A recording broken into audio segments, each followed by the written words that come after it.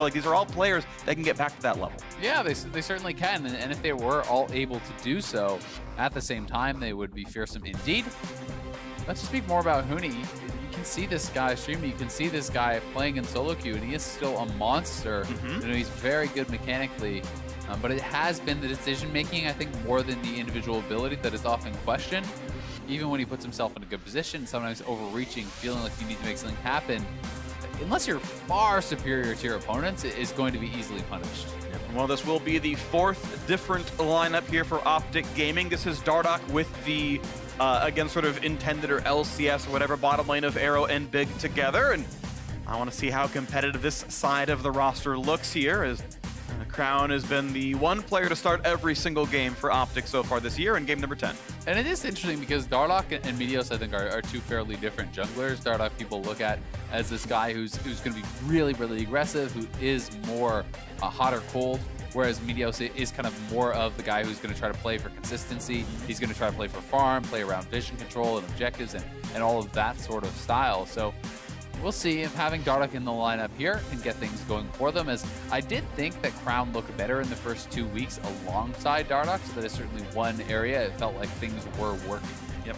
One thing I want to point out, actually, is Lucian is 100% presence across NA/LC or just LCS this entire year, and for this patch, it's been 100% ban rate. We almost never get to see Lucian actually played here in the LCS, so it's actually allowed through, immediately snapped up by Clutch. And to your point, if from earlier, Piglet's like, hey, I want to play more mages, I want to go and play my sort of, not off meta style, but still a little bit unorthodox. Like, no, go back playing a marksman, and it allows OpTic to grab the champs they want on their first phase, and it's going to be this Thresh right away and a Jace, which can be scary in North America. And there is still potential that this Lucian could be going elsewhere.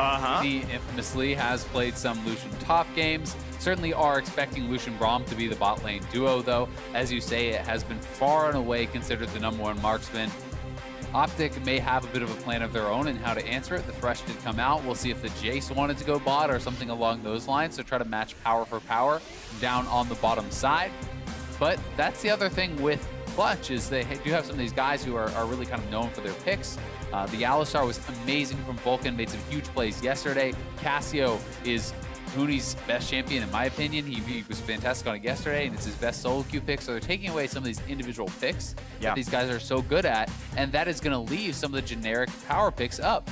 Yeah, and what I find kind of interesting as well is I am curious who's going to play the engage tank, who's going to play the front line on Clutch Gaming here, because when I think of their players, I think of Demonte as sort of, he's really good on the champion, like a Kali or LeBlanc, whatever, but I mean, it's weird because like one of his best games was on the Galio, so I don't want to discount him entirely, but I don't feel like Huni is a great Maokai, and Vulcan's on Braum, who's probably the most defensive of the tanks here, so who's going to start the fights to let Clutch Gaming play hyper aggro is a question I have.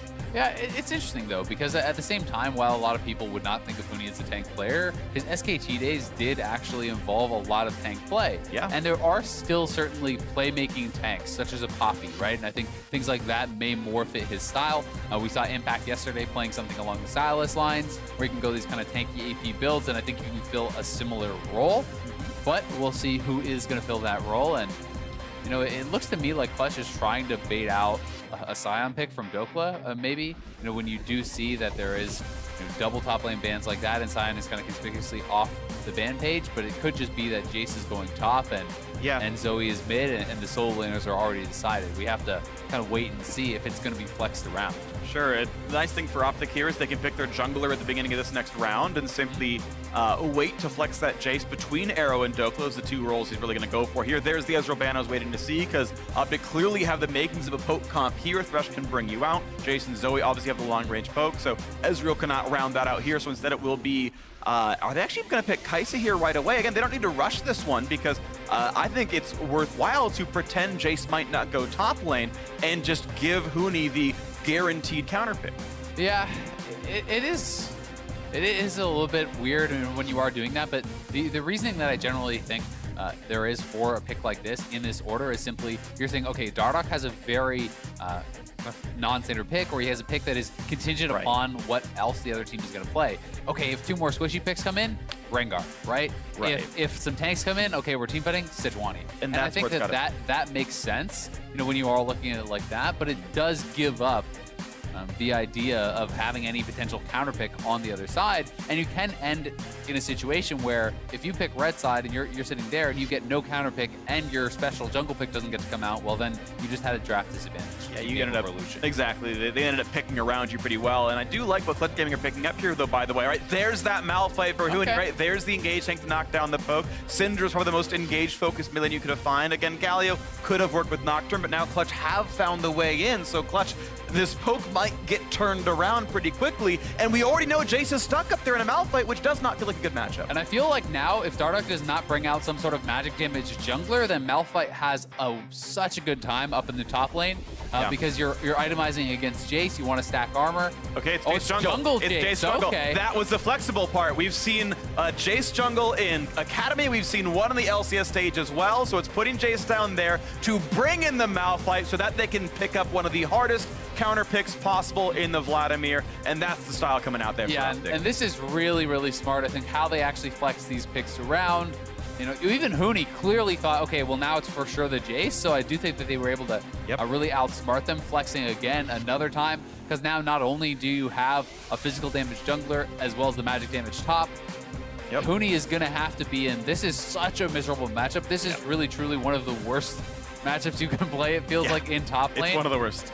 Because Malphite really wants to be stacking that armor. You're going to have to at least go for a cowl, and it can be very, very tough to deal with the Vladimir, who can even do things like Klepto Vladimir and sit there and farm off you, can harass you very easily under the turret. You become pretty dependent on jungle assistance, and Nocturne's not exactly the guy to get up there and really punish a Vladimir in the early game. No, he's not, but we'll see if they can turn it around somehow. Clutch Gaming have found themselves with a bunch of hard engage, but a very, very bad matchup in the top lane. Lyra's now going to be going against a jungle Jace, one he played a couple weeks ago himself, and we'll see how he fares in this one, as OpTic Gaming are a bit light on frontline. It's only an Aftershock Thresh to hold that, so if team fights do happen, that can be scary. They can get pushed through. Lucian might just have a field day. Malphite has a lot of good targets. These are all things to be concerned about as we load into the game, as OpTic try to find a lineup that works. They are one win away from being tied for a playoff position, and Clutch Gaming are in those exact same shoes. Even the bottom of the table have a fighting chance at the LCS here. Let's get onto the rift. Let's see who can pick up a win. This is some very interesting comps. I do think that Clutch has a much more straightforward and easy to run comp. Malphite presses R, Nocturne presses R, you go forward, you team fight. Whereas on the side of OpTic, I think that Zoe and Jace have to be poking and trying to whittle people down, and then maybe there comes the follow-up where Dokla then tries to get a flank and hard engage with the Vladimir himself and try to do something like that. But as far as straight up 5v5, both teams smashing into each other, you really have to favor Clutch. Yeah, that might be the case, but we have an inside word. We've got a word with Zabutin on the sideline for what he thinks about how this game is going to look like.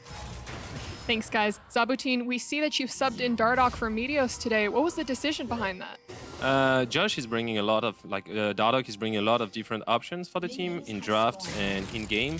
And so, for instance, the Jace flex today. So I feel it's just a different set of options, and I think that it would be easier for us to use a different set of options for today, for today's game. And this is something maybe we can see more in the future. Well, we're excited to see how that Jace works. Zabutin, thank you. Back to you guys. Well, different options, the reason for bringing this one in, and certainly I would say the biggest edge OpTic do have are that flex pick with Vladimir into a very free matchup where he could maybe take over the game. Dokla, back when he played in Academy, had just absolutely absurdly good laning phase, carry stats, high damage share, and feels like the high damage share is going to need to be the name of the game here in this one in Vladimir vs. Malphite with no tanks versus hard engage. Yep, and you can see Huni was trying to pull the wave there. He did actually stack his opponent's wave a little bit, but the minion aggro seemed to go pretty wonky there. I'm actually Minion aggro is pretty much hard-coded on the first wave. It's not really possible to manipulate much. Yeah, generally you can get at least one minion advantage, and it is going to stack and still shove because it is grouped closer towards the OpTic side. So generally what he's trying to do here is just make sure that the wave is not frozen on him. You would rather be kind of taking this in a safe area, and he's hoping that this means he's not exposed to any potential Dardoch gank. We know the Dardoch's on the bot side of the map, but Huni obviously does not, and we will let you know as soon as we find out what this pause is going to be. But certainly some very interesting matchups here across the board. As you say, Lucian has not gotten through at all this patch in the LCS, so first time Lucian is going to be able to come out. Malphite, we did see as an answer, actually from Solo, I do believe, into the Jace matchup. So Huni tried to kind of recreate the magic that he had there, but OpTic has had a very clever draft. Yeah, it has been really clever. It's just a matter of it working out in the end. This is just, it's going to be, I feel like, the name of the game, and we're going to repeat it a lot during this game, is there are compositional elements on a 5v5 level that favor one side, and compositional elements on a 1v1 side that really favor the other. Like, again, the Vladimir Malphite is going to be a huge wedge in this game that the game can completely tilt over. However, it's Nocturne Cinder Malphite versus no tank. Someone's going to die when those R buttons are pressed, and it's, well, if Malphite can just be stuck in the side lane because Dokla's pressuring turrets constantly, and Dardoch puts up enough pressure that you can't just give this away, then Malphite can never ult the Kai'Sa because he's defending his turrets the whole time. Yeah, and it is really interesting, and that becomes down to a style thing where it's, you know, do you prioritize lane matchups? Do you prioritize team comps? Is it a balance? You know, where does the needle lay for each team and each coach? And I think that is something that we're kind of seeing a bit here, where it's certainly lane matchup in the top side was really heavily prioritized, but you would still kind of favor Lucian Braum in the bot lane 2v2. And mid lane matchup, I think, is fairly skill-based, so we will see as Dardoch is looking for an early invade, but Lyra is going to find him, and Crown's trying to push this in, so... Oh, Lyra got it. Early smite for Dardoch means it's easy to take over that big raptor. The rest of the small ones get taken, and hey, most of the gold goes to Dardoch, but about half the XP goes to Lyra, and they both lost smite for it. It's still a partial steal. I still can't hate too much. There's still more camps to take for the Jace at the end of it all. But, you know, feels bad to smite for nothing. Yeah, I mean, it's definitely still a decent play here from Dardoch, but yeah, poor smite. It could have obviously been better for him, but just wasn't expecting Lyra to be there, clearly. And that is why you generally only want a smite to secure, unless you really know where the jungler is or there's some kind of extra circumstances that are happening. But Dardoch will be clearing his way back up to the top side, and we'll be able to get an early base on, and then we'll decide to see where it goes. Yeah, I think he was expecting vertical jungling out of Lyra. He's like, well, you know, he started over there, I started over there. He's going to come top side and take my camps away. And Lyra just did a full clear on left-hand side and came down, and maybe it surprised him. Either way, though, it is still more camps for the Jace long-term, and that feels pretty good. If Nocturne is delayed to 6 because he only got half his Raptors, that's solid for OpTic Gaming. That's the power spike you're trying to delay, and because of 6 small Raptors going away, it has been. Nice hook right here. That was good damage. One more shot, but it's all blocked by that shield, and Vulcan stays at half HP. Yeah, and it is interesting because Jace is not exactly an early game ganking jungler either, right? You know, Nocturne, oftentimes we talk about, okay, well, you got to shut this guy down. You got to make something happen before you get 6. You want to try to be proactive, but Jace is not really that. It is still kind of a scaling jungler as well. It's someone who's going to want to try to build some items, who is going to try to look to play around pressure, around objectives, and utilizing the poke that he does have, because his ganks are really not that impressive unless you can kind of just straight up get behind someone and run them down. Yep, well, so far it's just the first recalls coming through for both these players. Dardoch up a long sword for his efforts, and Lyra's Nocturne sitting topside in case there's some kind of gank to be had, as takes down the Gromp on the first respawn of his jungle monsters. Otherwise, par for the course here. Pretty typical lethal tempo, high damage available if he gets to a 1v1. Yeah, I've got to say I'm a little bit surprised that Dokla didn't decide to go Klepto. So, you know, Phase Rush is much more about the team fight. You know, it does have a lot of power there, but a lot of the reason that people love these sort of matchups is that you can just simply farm gold off of the Malphite and then, you know, get to your 1-2 items much quickly, and then try to get to the team fight with that and utilize that as the power. This is a bit of a different style, and it's also something where Huni's never going to even have a chance of running you down, because the only hope I've ever really seen for a Malphite in the 1v1 in this matchup is a Q-Max, where you kind of just run him down. But you know, with Phase Rush, you're going to be able to remove the Q slow and simply kite him out. So there's not really any hope in the 1v1 you would think for Huni, but going to recall for an early Catalyst and likely working towards Abyssal, which I think is a pretty solid answer. Yep, that's going to be decent for him, and he'll be able to even spam mana to get health back, so should be able to survive for at least somewhat. One small chicken taken away from Dardoch on the attempted invade. Had the timer about right, but it was cleared pretty quickly by Lyra. So level 5 is first for the Nocturne. He's actually doing a good job of farming despite losing, you know, half a camp to invades earlier. And Nocturne is really good at clearing the AoE camps thanks to his passive and the Q as well. So going to be able to cleave down a lot of those camps fairly quickly, and certainly going to be hitting level 6 quite fast. Yeah, should be able to get it, I think, with the red buff respawn. and then look for his first additional gank. And Huni's even roaming down here, which Already. is a smart play. You can't really get much done with And the 1v1. flash, good flash away by Crown, and flash with the ulti, and look, misses a single minion for all the efforts, so good reaction by Crown. I like the attempt for Huni, almost succeeded. Yeah, I mean, I still think it's honestly worthwhile for Huni. You're not going to get anything done in the 1v1, so roam elsewhere. That is the way that you play some of these losing matchups, right? If you can't beat the person in the 1v1, go elsewhere. Try to get Damonte an advantage that he can maybe capitalize on, because hey, maybe now Lyra hitting level 6, Damonte is level 6, Crown doesn't have a flash. Yes, he did pick up one, but when that is gone, maybe that's someone you can attack with double ultimates and get a kill there. Yeah, round 2, 5 minutes, and it's only about 2 to get your Malphite ulti back, so watch for this one. At about 9 minutes into the game, this could be a really, really big deal, and that could start wedging this game open, using the Malphite in places other than the lane he's in. He's spellbooked over to his Ignite, in case he does find a stronger battle in the near future. As Vulcan sets up this Scuttle Crab, it's already been stunned. Easy kill for Lyra. Yep, very, very easy for him. He is going to be spotted likely by that pink horde. Not quite sure if he got just in range, but he is level 6 now, and they're actually looking to take away the blue buff here from Jace, which is going to be quite nice, taking that away from Crown or Dardoch, whoever would have grabbed that. Both those champions certainly do like to have the blue, and he is sitting on double buffs, level 6. We'll see if they are going to try to return back to mid lane now, as Crown won't have that extra flash that he picked up anymore, and his flash is still going to be down. With Syndra at 6, with Lyra at 6, I want to see them being proactive with this. Decent poke coming out here. Do you want to give a quick recount on what Piglet's been doing so far for those who haven't been able to see much Lucian in Pro, because banned every game. It's 3 points W with a Doran's Ring, and you simply spam W for poke and wave clear. And even though this has happened, he really doesn't have much of a CS lead against a better scaling bot lane or in the Kai'Sa. So, you know, I don't really think Clutch are getting a lot out of this Lucian so far. And one of the things I really don't like about how they're playing this lane is that they still haven't based in here at over 70 CSs. In they go! There's the round for top side. Hemoflag pop, decent healing, trying to get away. Is still feared though, but he's got the empowered Q. A second heal coming in, but now there's no flash away, and Lyra is still chasing with the red buff, and they will get first blood top lane. Nicely done. The Spellbook Ignite plus the ultimate lands, and Lyra comes up. It takes everything. But they do train down Dokla, and that was a big kill for Huni up on the top side. But the fact that you're actually just handshaking to never base in the bot lane when you're playing a weak Oh Halo. my word, that damage! No real flash burns the heal. There's the pickup! And uses Damonte's own spells against him. A great kill in the mid. That damage was insane. Dardoch hitting the Shock Blast and getting the Dark Harvest proc there.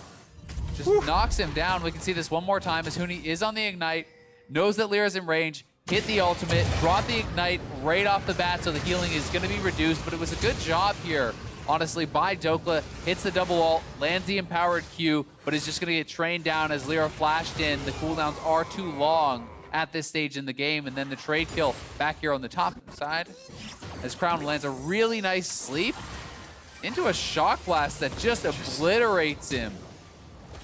And the pick up there, on he the knows flash right that's there. a free flash. Yeah, exactly. Just really well done, honestly, from Crown and Dardoch. It was great follow-up on the sleep and really well timed so that both their skill shots could hit with that sleepy trouble level. Definitely. Some damage towards Damonte, who's not pushing up. He knows he's a flashless Syndra, and that can be scary. It's a little unfortunate. Of course, he didn't know Jace was coming. He had the cleanse and never popped it. He could have dodged some skill shots there. But this is now a pretty well-traded game. Equal gold on all sides. Bot lane lead non-existent, top lane only plus 15, which is, I would actually argue is probably about average for this matchup. I think that seems about reasonable. But that one kill coming through is certainly really good. Now Huni has gone to a different combat center. Now he's got Exhaust, and his ult is back up. He wants to try to find Crown, whose flash is still down. Yeah, and you can see Huni is itemizing very heavily towards the matchup. So he does have a Cowl. He grabbed an additional Null after that, so it could be an adaptive. It could be, going into Merc Treads or something along those lines. But he's certainly not going to be as tanky when he runs into Dardoch and Arrow. But that being said, you need to be able to survive this matchup and get to a reasonable state.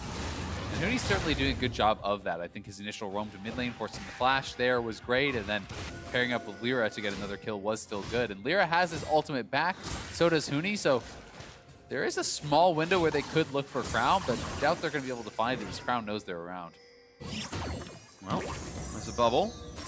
And you can't spell through the back half of it, but it doesn't matter. There's no follow-up anyway, and Lyra's just fine. Dokla just looking for small trades and get his health bar up. Huni is once again out of mana here, and without burning exhaust, you can't TP back to lane, so he has to keep that in mind at some point. Dokla, of course, is sustaining. Should be just fine as he moves towards his items. Vulcan coming back down the lane as you still have Dardoch waiting in the wings. He's shadowing bot lane in case there's a play, and hooking, gonna only hit that minion. They're still just out of sight, so if they can get them to actually go forward. You can see Big really trying for this one. He's in range for a flay pretty soon, but Big can dash if he gets in there. It's not gonna matter. Yeah, and as Dardoch goes over into the river, he likely will get spotted, but is just going to try to throw down some poke first, and not bad. You at least get the Guardian out. It's worth throwing that down as he knows he's going to be spotted by that pink ward anyway, which he did then clear out. So some quick ward kills around the river, and we still have a very close game in this one. These teams are just a simple win away from a spot in the playoffs. If they could win one here, they'd be tied for 6th, and what a way to start your second round robin. Waiting though for the next play, a nice bit of damage to the front line, so he's gonna make good stopwatch. And now he has to try to block the lantern, but can't do so. It's gonna be Crown getting to safety, a good lantern out from Big. That was such a well-timed stopwatch there from Crown. The ult damage didn't even actually come through from Lyra, otherwise he would have gone down, so very quick fingers there, and Big, credit to him, right place, right time. It doesn't even cost Crown a summoner. Just a stopwatch, and he is able to get out. Okay, so safety here, still pretty close in gold. You're waiting for the next big play. That's, of course, a pretty long cooldown out of Lyra, but doing just fine. Crown is forced under his turret. Yep, here it is one more time.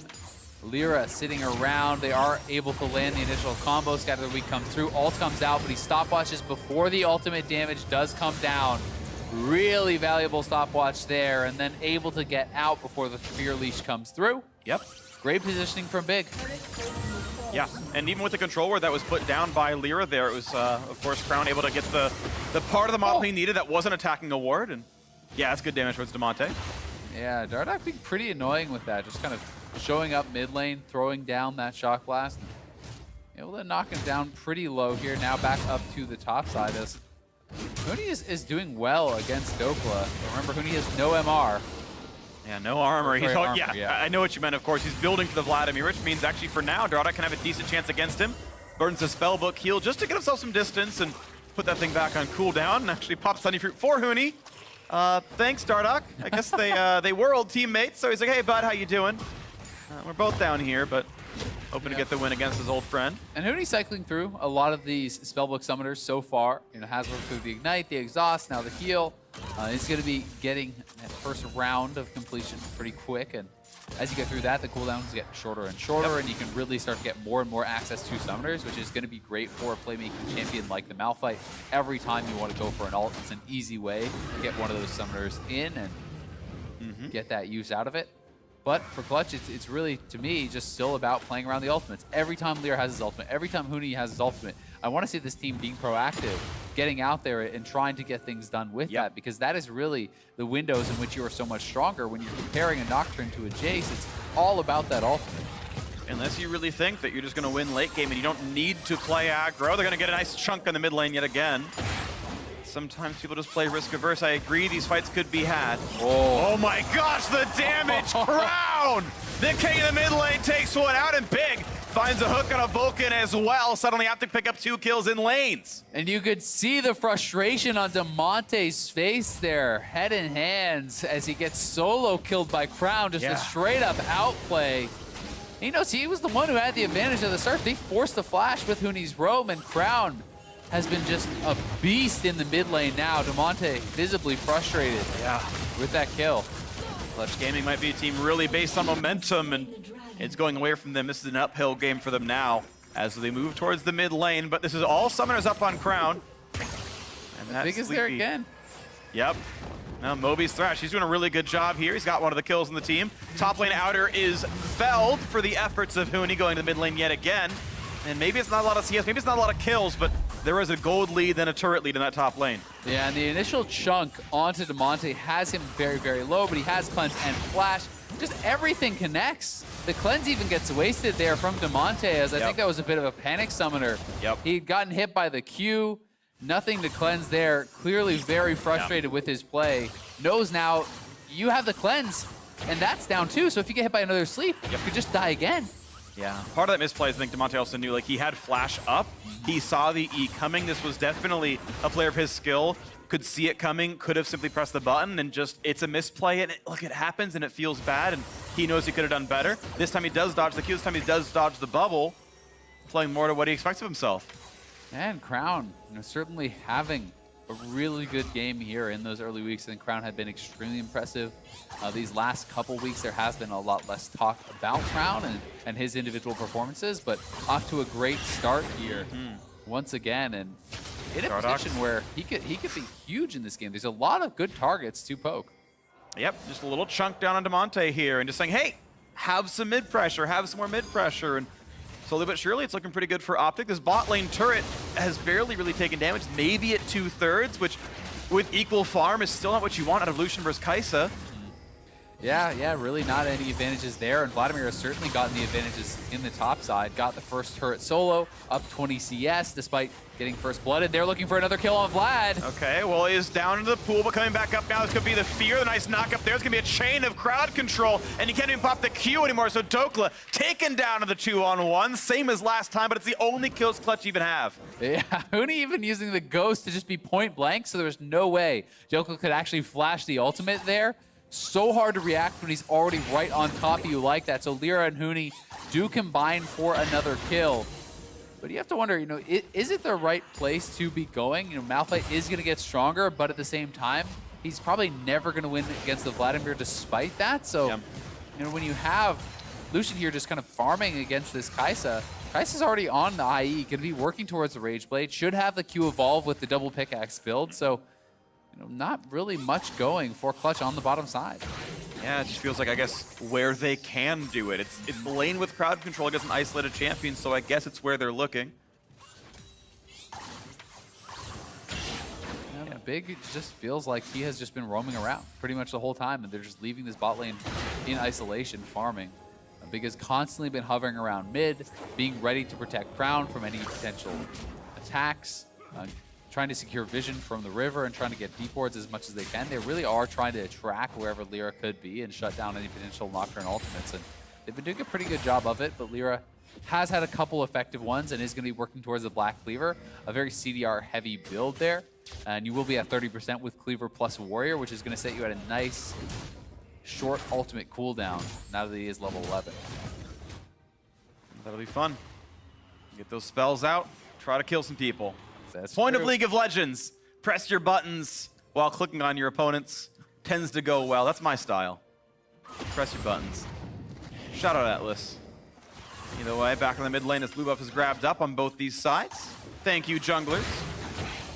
But Damonte is down 2 levels now, so pretty huge disadvantage there, even just in the experience. It's interesting because they are even in farm, but Crown has picked up so much more XP, which is going to be a decent amount of additional stats, and Damonte does ding 13 there, so Nice. we'll be catching up a bit, but certainly Crown in a really good spot, and OpTic looking to just execute on this poke comp, but they are not really able to kind of turn up the pace too much. Damonte has been still clearing around mid lane, and they always have to be worried about any potential hard engage coming in here from Clutch, so both teams pretty content with how the game is playing out, but it has been a fairly slow-paced one. We'll see if they want to move down and fight around this Cloud Dragon. Okay, decent damage could be found here. Nice shield up for Vulcan, though, means it's Huni is fine. Either way, he was MR stacked, so it probably wasn't going to be too big of a deal. But they're waiting for the next big play as this Cloud Drake is up in 12 seconds, and that's damage on a Vulcan. Shield for that one, so back to base with you, and that alone may get them enough priority to just start up the Dragon. This is just good poke from Crown. The first one got the Guardian, as well as the shield out from Vulcan. Second one, he drops a Knight that he had actually picked up and sends Vulcan right back to base, and Huni has to go top. If OpTic's been close of attention, actually, Huni literally cannot get to bot lane right now. His TP is currently Ignite, and no one's in his lane. Either way, yep, Cloud Drake is a formality, picked up without any issues at all. As you mentioned, the Braum got sent back. We actually saw Nocturne recalling. It was in fog, but he was recalling, and it's a quick pickup there, and OpTic have 2 Drakes. It's honestly just on the back of Crown. He hits 2 combos. So the first one forces the shield. The second one forces it back to base. And then they say, okay, we're not going to fight this with a low HP Braum. Huni needs to get back up to the top side, and it's another Dragon going the way of OpTic. So slowly extend this lead. Oh, nice That's pull. good on reflex. There we go. Dokla finally able to dodge one of those ultimates. It was a max range one, and that was good play here. But The dual lane's been sent up, plus Lyra, so there's going to be a turret taken out, and Clutch should be able to tie up the turret score, and no one is bot lane to answer this pressure. This gets the game a little bit closer. It was about 1,000 gold apart. That lead will be halved here, and the money goes over to Piglet. Certainly well played there by Dokla, but it is what I expect a pro to be able to do on land when there's no ping. Sure. If a max range ultimate lands and you have abilities to dodge it, then that is certainly a mistake, right? Yeah.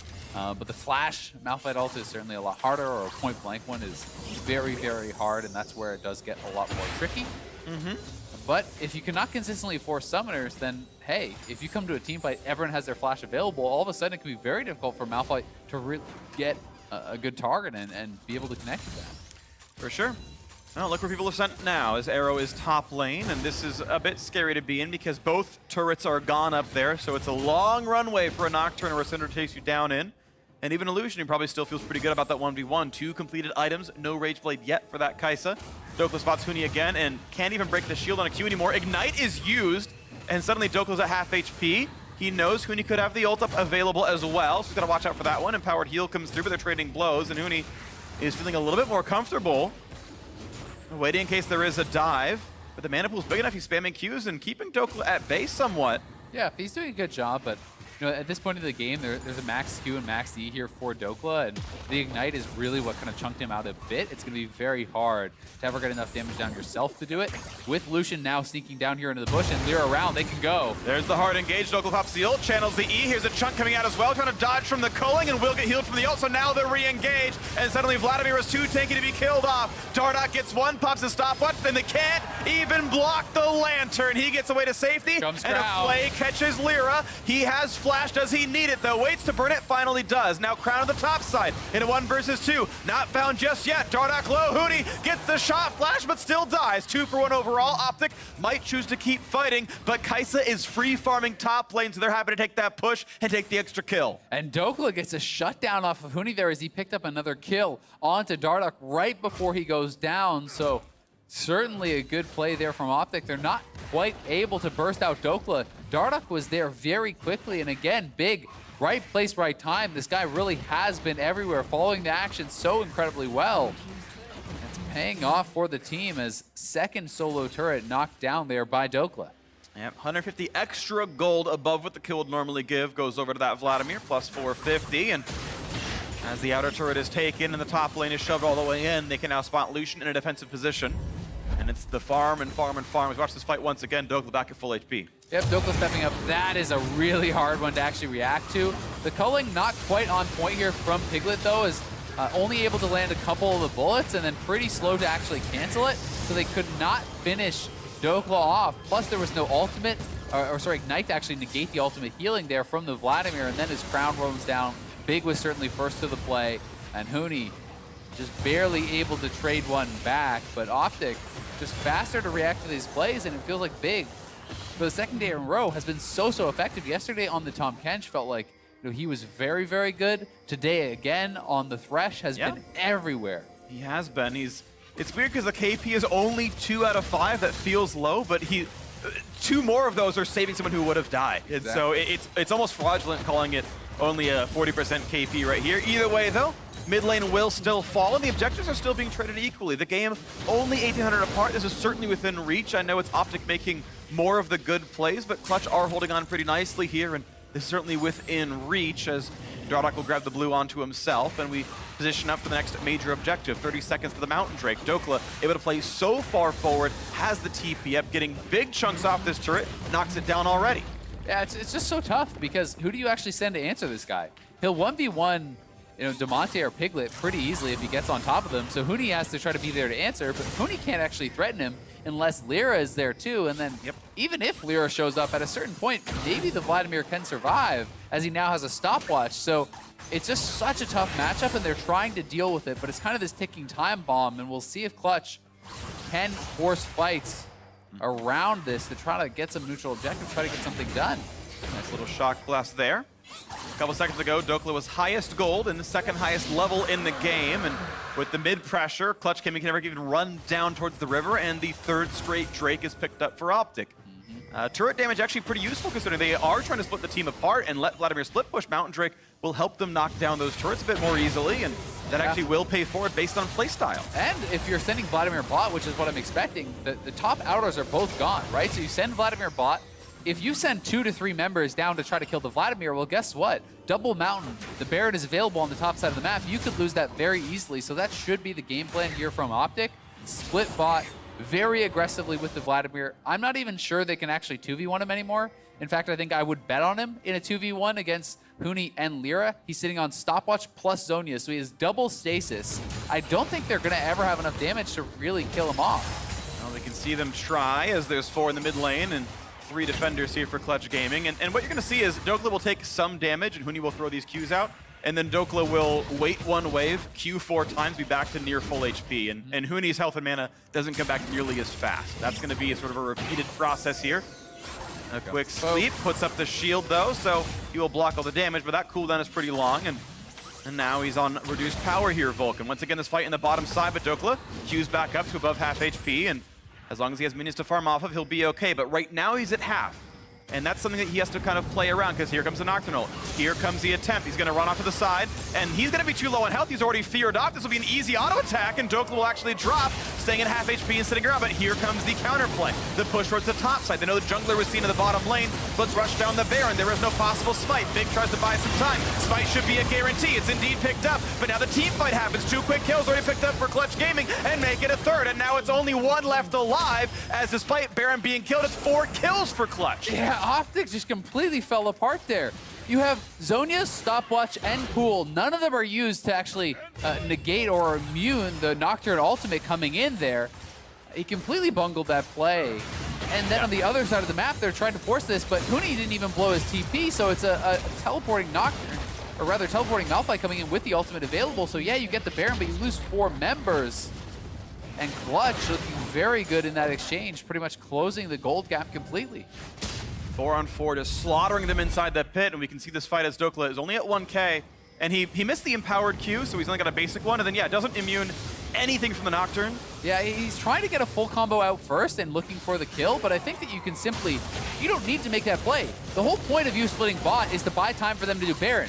So as he's coming in, you press stopwatch. As you come into the stopwatch, you press pool. As you come into that, you press Zonias. You waste all their time, you run back to the turret, you shouldn't even die, and then this should have been a free Baron on the other side of the map for OpTic. Instead, he's trying to get a full spell combo out. He tries to drop the E, the Q, and the ult. Has to worry about the spell shield. Takes so much damage before he even gets his pool out. Doesn't use Zoni's or stopwatch and just dies. And that bought enough time for Clutch to respond to the Baron. So really what should have been an incredible play for OpTic ends up going Clutch's way, but it is still a very even game. And it goes back to close here. It's only 500, 300 gold apart here, with a Baron buff on 1 surviving member, so Arrow can buff up the minions around him and try to be the big carry. He's gone Hexdrinker to try to survive the Malphite and Syndra burst, but that will somewhat delay his overall damage output. I kind of would like to see Phantom Dancer would actually work against the Nocturne as well, but goes the Hexdrinker route. MR certainly not a bad choice against Double Flat Pen on this Syndra. See how that pays out later on, but certainly this feels with, again, easily within reach on both sides, and if the Vladimir split push isn't getting anything successful to happen, then suddenly every teamfight will keep going Clutch Gaming's way.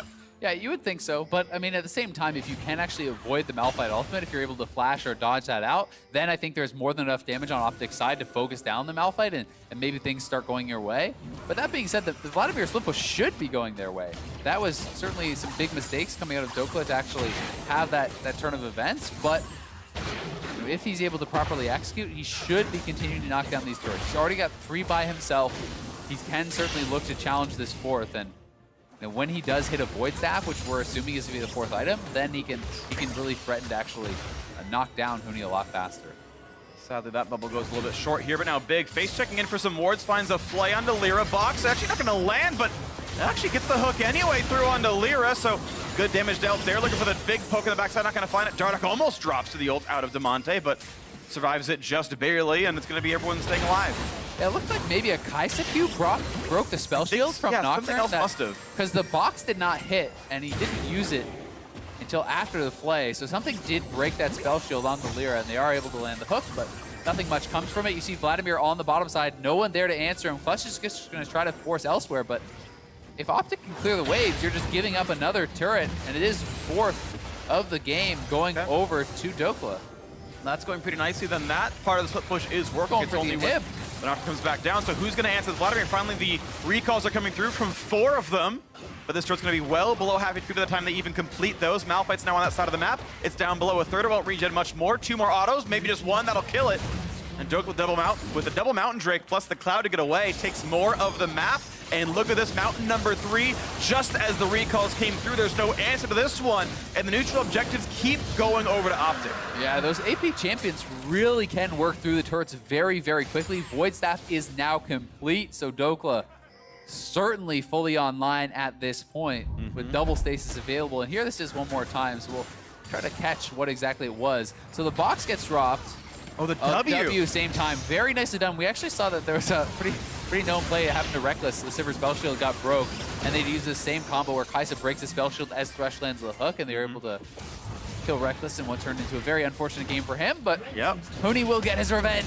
Knock down that turret. He kills Piglet's turret. He's like, hey, you guys didn't do this during the laning phase. I'll do it later on against Vladimir, and he keeps his game close. 400 gold only separates them, and even with all the Vlad split pushing, it's still only the 1 turret difference, so it really is clutch going blow for blow here, getting themselves closer into the mid game and looking for those big plays. Finds the knockup. Will there be the follow through as Doko's on a half HP? Pops the ult, channels the E, and Huni's almost dead. Pops that first Zonia's. Redemption coming down as well. No knockup. Pops the second stopwatch. Pickles at 5 health. They can't quite get it though, but there's still more poke coming through. Dardoch can't quite get the Q onto Piglet. He jumps over the wall. Now Malphite in the front line, but he's out of mana. Looking at Vulcan maybe next as Vic goes over the wall, pulls his team across. They're gonna catch up on Alira. Guardian Angel should be going down, and it's actually no. He jumps over to Dardoch and pops that one instead. Crown finally trades the cooldown back, and here's a puddle underneath. There should not be a way out, and indeed there's not. It's a 1-for-0 long turn. OpTic get ahead. Clutch try to go for that fight, try to force the engage, but this time Dokla is equal to the task, using all of his stasis, all of his immunities, and buying so much time there for the rest of the squad. It is only the 1 kill in the exchange there, as certainly they made them work for it. Drops the ultimate on 2, is able to get the empowered Q out into the stopwatch, comes straight out of that, worried about the hook hitting him, the ult hitting him there. And he is going to drop the second stopwatch immediately, and then Piglet barely able to skirt over the wall. It looked like that Dardoch shock blast just barely not hitting him. Yeah. And this was honestly really clever from Lyra. I think well played for him to actually delay this, ulting away from the rest of the team to not only force the GA there from Dardoch, but to get a kill. And now it is OpTic on the Baron. Baron number 2, triple Mountain Drake, and Lyra's nowhere to be seen, plus no ult, but there's again no smite. He doesn't have it either. Dives in, but again, there cannot be a Baron steal, and Dokla going to kill off Vulcan. Spike comes through, it's actually picked up by Arrow, and the fight continues, and both supports are going to be down. Now Huni has got to watch away from this pit, but there's no way actually out, so Arrow finds his second kill. It's 8-8 overall, but the power play certainly with OpTic again. Yeah, Huni hits a nice ultimate, but no one is there to actually follow up on it, as the bot lane is getting 1v2'd by the Vladimir here. And Demonte cannot actually get in range, so OpTic going to be looking a lot better this time around with the Baron buff. Should be able to go right back to that split push. We'll see it one more time here as Huni is getting a lot of damage out and does land a nice ultimate. But again, watch where Piglet and Vulcan are. Look where Demonte are. They're not really able to get too much out to follow it up, as Dokla's going forward, takes down Vulcan, pushes Piglet completely out of the fight, and this fed Vladimir is really getting a lot done there, as Huni's just able to be corralled and taken down. Yeah, really nicely done. The follow-up just simply was not to be had, and really nice team fight as Dokla puts on 3,000 and one-shots the poor Braum and almost takes down Piglet and Lucian with him. And now once again on side, but this time Baron buffed up on the Vladimir, and who's going to stop this split push? Bot lane turret's already gone. Mid lane tier 2 certainly going to fall, looks like, as well. And this is starting to go really OpTic's way here. Poised to go 4 and 6. Certainly sitting in a very good position. It's going to take a great engage and some really strong follow-up here from Clutch, but if your bot lane is just losing to this Vladimir now, the Lucian has not really been too effective, has been able to be kind of pushed out by this Vladimir, then even if Huni goes forward and hits the big ult, Vladimir's just going to dive your backline and try to push them away. Well, they hook one of the tanks. They can't quite kill him yet. He's pretty durable, and Vladimir's far, but he's got an open road to this bottom inhibitor. Huni walking down, clearly in vision, and Dokla does not feel perturbed at all. Clears the minions, arrows here also, and they've got to respect Malphite onto the back line. He's got the exhaust, he can certainly set up some kind of a combo, but a bottom inhibitor is gone. Gold lead 4,500. OpTic still waiting to keep pushing with a minute on Baron. And look at the top wave there. They have that set up, so that is going to be coming in. They can Baron buff up 2 waves if they want, but they're pushing in here. Dedicated top side, good engage comes through, but they can't wait the kill. No, they do. They knock down Big, so a 1 for 0 as they pile in the ultimates. But 1 for 0 will buy some time as there's no trade kills, and can you keep pushing even with Baron buff 4v5? Looks like no, OpTic will back off, but Elder Dragon's on the map. Yeah, they want the Elder here. They still have a minute or so on Baron, but they're going to try to retreat back. Remember, Triple Mountain is going to make this Elder so fast that they're sitting on 4 dragons, so Crown is zoning right now with the poke. That means they're definitely They may not have already hitting. started it up. Ooh, this would be a bit difficult to do with just the two I of them, think though. Dardock's already on it. Oh, they are trying, but keep in mind, Clutch can come forward. Malphite ults up in 3 seconds. He can find and engage. We can see those ticks that it is taking damage. Down to 2,400. They're not looking. Elder Dragon's picked up, but they're certain to find a kill. You have to believe. Arrow's days are numbered and he gets shot down. Looks like bullets are better after all, and Dokla's got to run away. Gets over the wall, stays alive. A single kill bled out, but yes, that Elder Dragon is duoed. Well played by OpTic there. Yeah, really good job. Arrow and Crown just buying time for Dokla and Dardock to knock down that 4-stack Elder. And that is going to be terrifying with this poke comp. Add all that additional damage onto Jace, onto Zoe, who is poking you out, and even onto Dokla, who's now on a full 6 items here. As we watch this one more time, it was a really good scatter of the week and the kind of commitment there onto Crown that allows them to buy some time to push in. Arrow does get caught out on the side, and Huni, with a good ultimate, knocks him back in with the blast cone, so they are able to chase him down, but that bought more than enough time for the Elder, and you're going to be really happy to trade that 1 kill for that huge neutral objective. And that's going to be a quick blue taken as well, and Elder Dragon on for a minute and a half. I have to say, though, this week I have really enjoyed OpTic's decision-making in, pardon the pun, clutch decisions, where you had the last game was ended because of a bait around Elder into Tom Kenchel top lane. Here they're willing to have their 2 major carries bait 5 people while the other 2 take Elder, and they bleed only a single kill for a 5-stack Elder Dragon. These are tough calls to make. Big, I feel like, is the guy to make these types of calls. I think he's really, really smart in these awkward situations. I am glad he's still in the lineup, but this feels like a part of OpTic's identity is I love Big shot calling in these scenarios. I really think it's him, and it's been correct. Yeah, certainly has looked very, very good, and they're willing to commit bodies to kind of give up lives to be able to grab these initial objectives. They're playing very heavily to that style of game, right? Utilizing the Vladimir to draw pressure elsewhere, trying to attack objectives on the other side of the map as they did with Dragon repeatedly. Then earlier, trying that again with Baron, and now here with the Elder. So it's certainly been a repeat game plan.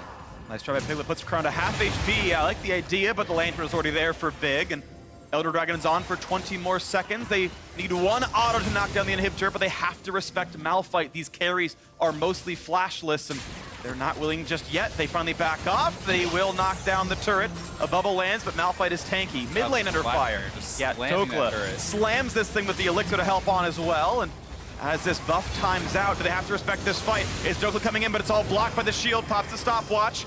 But there could be an easy re-engage, the knock-up and the shutdown. He dies right away, and he'll be dead during the Baron spawn. And Dardock's days are numbered. He's been feared. They're chasing. The GA is almost popped. He goes back in goes the Kaisa. It's Arrow trying to clutch it out right now. They're going to get the GA out of Lyra, and it's actually Clutch forced to run away. The health bar's just far too low. They will knock down this jungler. OpTic stay alive with 4 against 4, and the health bars are low. The poke could land. They will delete Demonte, but on the backside, Crown will lose his spot as well. And now it's Big fighting Piglet. That's an easy win for Lucian. Takes him out right there, getting revenge for the lore. But now watch out as Dardock is getting shot at. The GA could come down. They will knock down 1. They will knock down the second. Pyrrha, he will just simply lifesteal. Piglet's going to be fine. They will get the 3v1. They will get the kills. The inhib will die. It's the ace, and there's a Baron ready for the taking. They've got to rush it immediately, though. Piglet turned around what would have been a game-ending play there, picking up multiple kills,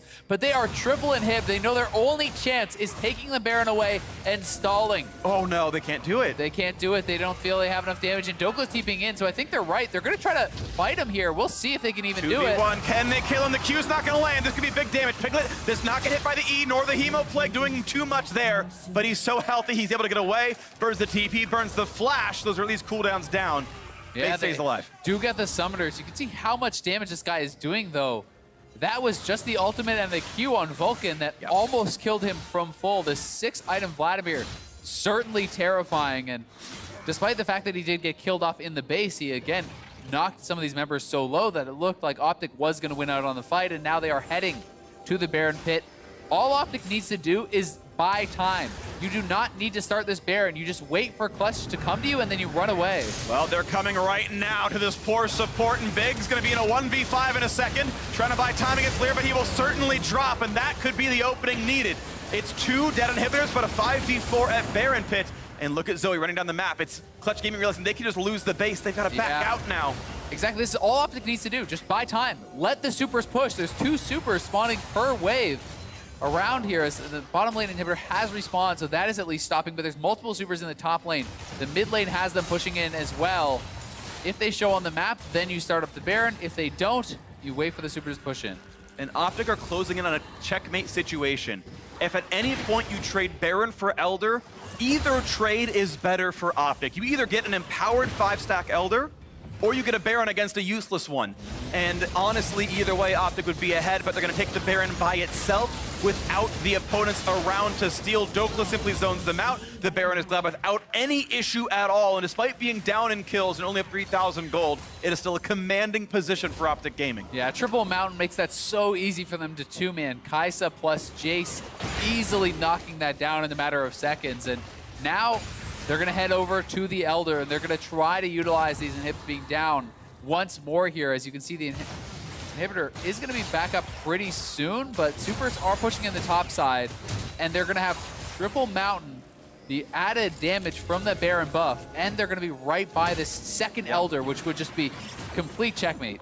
This is desperation. Clutch, I think, must stop the Elder Dragon from dying, or they will always lose this game from the point onwards with the double stack for 2.5 minutes. But Dokla's splitting. Again, there's more tools in the toolbox. So they've got to worry about the 4v5, though. If Huni finds the perfect engage and somehow that fight happens... Dokla's going to come behind them here, though, Freak. I think he's wrapping around. The timing matters because they found Crown before he could flank. They got the engage anyway. So now they say, okay, we've got to rush this down, but where's the Vladimir? When does he come in? Hook is only onto a tank. It's some damage, but is it enough? Now Dokla's spotted. Can they rush this down? Again, 4v5. Arrow goes in, turns invisible. They try one more time. They're up in the mix of it, and it's a 5v3, so Dokla has to carry, and he gets 1 trade kill. They found a second with Arrow as well, and Lyra has 5 health. Not shut down yet, but now it's suddenly 2 versus 4, and they can certainly walk this one down. The rest of the base, there's minions inside already. The turrets are gonna drop as well. Dardoch will find that kill, and Lyra against the world simply cannot happen. This is checkmated. It's going to end.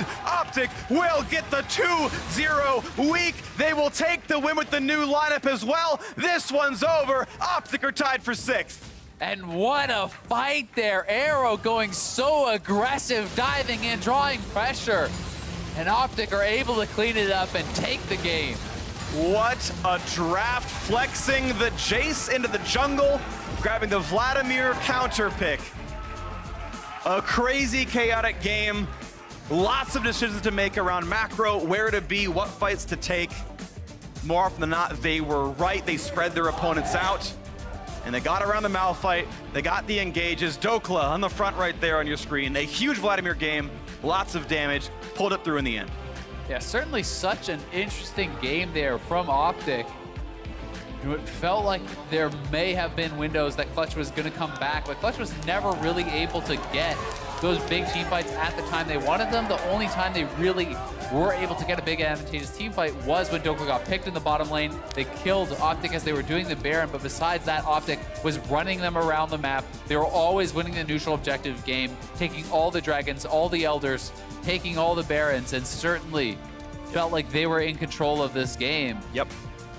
This is the kind of game, this is going to sound a little cheesy, but this is the kind of game you point to when you say, hey, objectives mean more than kills. I'm pretty sure even at the end, OpTic were still down in kills overall, and yes, they did bleed some out. The engages were pretty solid from Huni and Lyra especially, but they found every single Drake, every single Baron, as you mentioned, and that closed the game out for them. So now for more on that victory, let's hear from Avli and OpTic's returning jungler.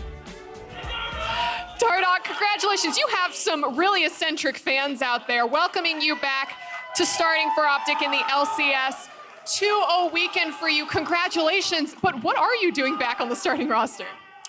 I was brought in mainly because Zab thinks I have a lot of experience with who he played. So I've been on a team with Piglet, I've been on a team with Huni, and I've been on a team with Demonte. So I'd like to say I know how they play as players, and Zab thinks that was the reasoning for using me over Will today. That is smart. You have the insider knowledge then on them. But the last time that we spoke, you told me that before you went into your game, you had only played 2 games with Crown before playing in LCS. So did you get more practice for today? Yeah, me and Crown have a lot of practice. We play pretty well together. So it looks like OpTic is kind of building towards that 10-man roster. You guys have spoken about it before. What's preparation for that like? Lot of internal talking, like about what meta is, you know what I mean? Like we spend most of our day around each other, so a lot of it is just talking and a lot of 1v1s and customs, especially. So honestly, utilizing the 10-man roster is honestly just as simple as it sounds. It's literally just using all 10 players and just making sure that they're, it's mutually beneficial, the relationships between Academy and LCS. And last question, who's the 1v1 king in the house? Austin, Gate. Ooh, I'm excited to see more of that. But Dardoch, thank you and congratulations again. And for more on the game, let's hear from the State Farm Analyst Desk. Thank you very much, Avli. It's cool to hear that the idea being they were going to leverage Dardoch's knowledge of his opponent, specifically because he has played on a number of teams with these guys in order to come away with a victory. 2-0 weekend for OpTic Gaming. Things were looking kind of disastrous for them after the last couple weeks as the Meteos version of the roster wasn't picking up their wins, but they get a win each day this week with those different junglers. Dardoch back in the lineup. This was a scrappy and messy game, though. By no means are you going to walk away from this one going, we did it, 100%, there's nothing to learn from this. No, and I think especially with just how the last fight went even, you can see that they lose Crown earlier on, right there, and then the enemy team is like, great, we picked one, let's force fight around this neutral objective, which they kind of need to do because the other team has 4 elemental drakes and 3 of them are mounted, so they're going to get rid of this very quickly. But you're using it more as bait to hopefully turn off and force a fight, but they stay on it for such a long time. They allow OpTic to be the ones to pick when they end up going in with Big hitting that hook, and then, they're able to run through the fight relatively cleanly. I think with this decision here, it's very tough for a team to know what to do there. Yeah. If I was CG's team right there, I think after getting that pick on the Zoe, I would have just recalled, to be honest, given the Elder Dragon. You've delayed about a minute or so of their Baron, and you can just take a fight later, because you can win a 5v5, but you don't win unless they actually do that 5v5 and you have your engage up. They only won because they killed Zoe, so they need to wait for them to come again and get another opportunity, because even if they get Elder there, they're going to have to fight for it, so they're going to die, and their bases are already going to die. Like, the neutrals were going to end that game right there. Personally, I would have pulled off the Dragon, and I'd gone for the fight quicker. Yeah. Because the enemy team had 4 elemental drakes. If they pick up that Elder Dragon, then you have to wait a long time after that falls off, because that's so much true damage. Yeah, if they have an engage after, go for it for sure. But you're right, like it's a sticky situation to be in. It's definitely a losing situation. It's hard to win from there. And either way, OpTic played better over the course of the game to put themselves in that situation. Any play you make, there's a low percentage play just based on the hole that you're in at that point. It's a good point that the Malphite ultimate wasn't available to them because they had used it to zero out Crown, so not as many tools as maybe they would have liked in that moment. Let's roll it back, though, now, and let's talk about the champions that we saw in this game. Along with Dardoch's return to the stage, he brings out the jungle Jace. I really like this. I mean, it's another poke champion to go with Zoe. And there are a couple times in the game where they actually land poke at the same time. And it's not poke. It's a sniper. It's a kill. It's basically a one-shot here when they get the shock blast and the paddle star landing at the exact same time. And it really was some reaction from both sides, because you can see the answers here where Malphite and Nocturne hard engage on these long-range champions. So I thought there was a good give and take in draft, and it came a lot down to how they executed in game. Yeah, I think getting that early lead was really important for OpTic, because their team comp doesn't quite do anything super well. It does have these poke components, but the entire team doesn't really work that well with it, because Vladimir does not function a poke team. He's more of a team fighter. Kais is more of a team fighter, but then they have the poke side. So it was a little hard for their team comp to function mid to late game, which is why I think they had some of the difficulties closing out, but it was because they got these kinds of plays that they could take. This is exactly what I was talking about, where Crown sets it up with the bubble. Dardoch landed the long-range shock blaster at the same time, and this started out such a big snowball of control for them. Mid lane here, then Crown's just back at it again himself, working on Demonte, wheeling down his health. Right.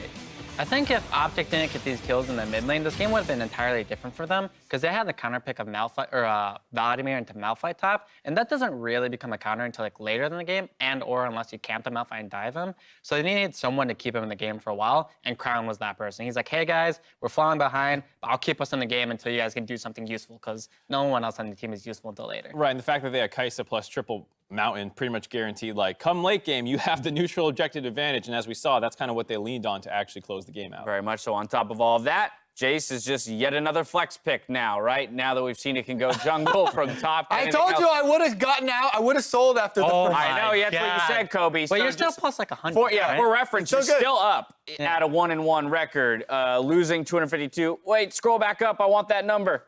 Thank you very much. If they had won, you would have jumped up another $324 and then you'd be the richest in the man on this LCS table. stock market. Would have been a big day for Kobe if they were able to close it out. But if you're looking for a way to rep your favorite team, the LCS merch store is now live. Grab official onstage jerseys from each of the LCS teams, as well as other LCS apparel at lcsmerch.com. To celebrate the launch of the store, We Are Nations is running a sweepstakes to win a trip for two to the spring finals in St. Louis and a free team jersey. Learn more at wearenations.com. Up next, it's Cloud9 versus CLG. We'll see you on the other side.